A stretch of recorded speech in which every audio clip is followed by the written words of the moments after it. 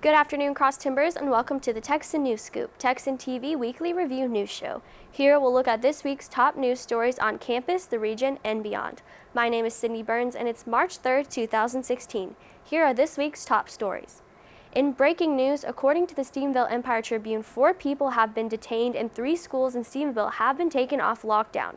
Around noon today, Stephenville High School, Gilbert Intermediate, and Henderson Junior High School were placed on lockdown due to a situation on the 1200 block of Northdale Avenue. These did not have any relation with the schools. Lieutenant Doug McClammy with the Stephenville Police Department said 4 people are being detained right now and officers are conducting an investigation on what happened. He also stated that there is no longer any danger.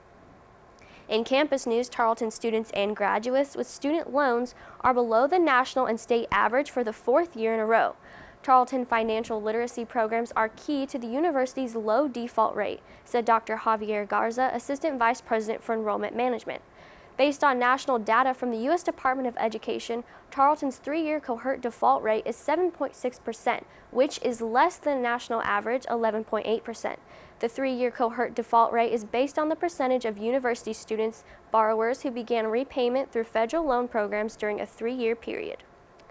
In local news, on Tuesday in Erath County, residents continuously trickled in and out of the courthouse to cast their vote for the presidential primaries and local races.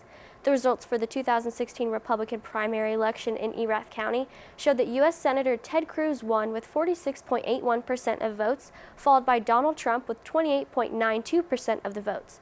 On the other side, Democratic candidate Hillary Clinton won the Erath County primaries with 52.52% of the votes, while Bernie Sanders received 44.9% of the votes. As far as local races, Erath County Sheriff Tommy Bryant was elected to his 6th term as sheriff.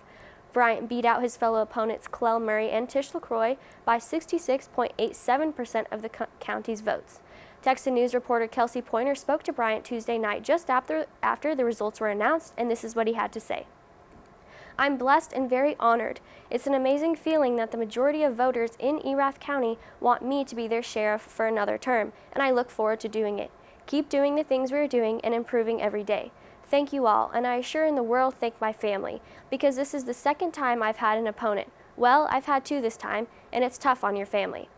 Bryant's re-election will lead him into over 20 years of being Erath County Sheriff.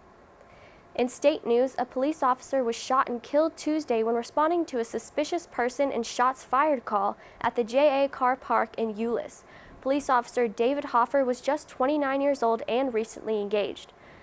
The Associated Press reported yesterday that the family of the man who say fatally shot the officer described the 22-year-old as a drug addict who was released from jail the same day the shooting occurred.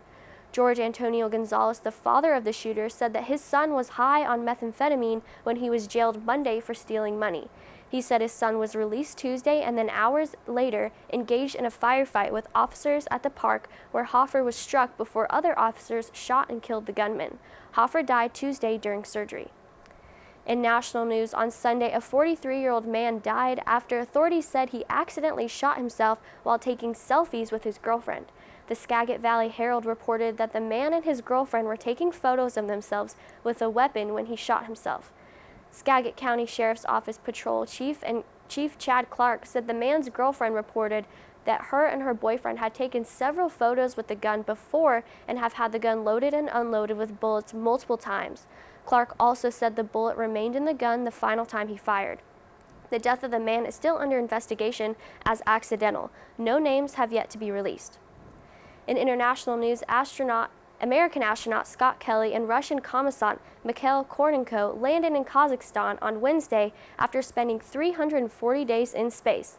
The pair traveled 144 miles through space, circled the world 5,440 times, and experienced 10,880 orbital sunrises and sunsets during the longest single spaceflight by an American.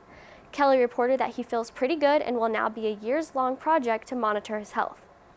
Now we turn to the AP News Minute for more of today's national and international news. This is AP News Minute. Republican presidential candidate Ben Carson will not be taking part in Thursday night's Republican presidential debate in Michigan. It's unclear if he's dropping out of the presidential race. An aide says Carson will have more answers on Friday. A group of migrants and refugees in Greece blocked railroad tracks in protest on Thursday. About 30,000 migrants and refugees are stuck in Greece, while neighboring Macedonia keeps its borders closed. Mississippi police are searching for a murder suspect who they say escaped from jail on Wednesday. Dozens of officers and deputies are searching for Raphael McLeod in the Vicksburg area. And astronaut Scott Kelly landed in Houston on Thursday morning. He says it's good to be back on U.S. soil.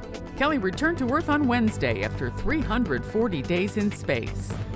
Sandy Kozel, The Associated Press, with AP News Minute. This weekend's weather will be a great start to spring break. Tomorrow and Saturday will be mostly sunny with highs in the upper 70s and lows in the lower 50s. Sunday will be cloudy with a 20% chance of rain with a high of 72 degrees and a low of 59 degrees. This has been a production of the Texan News Scoop, product of the Texan News Service from the Tarleton State University campus in Stephenville, Texas. Tune into Northland Cable Channel 9 on weekdays or Channel 2.1 in all residence halls for Texan TV news, as well as our other programming. You can follow the Texan News Service on Facebook and check out our website at www.texannews.net. Today's broadcast was produced by Alejandra Arguin and Rebecca Hernandez. Have a wonderful spring break, Texans.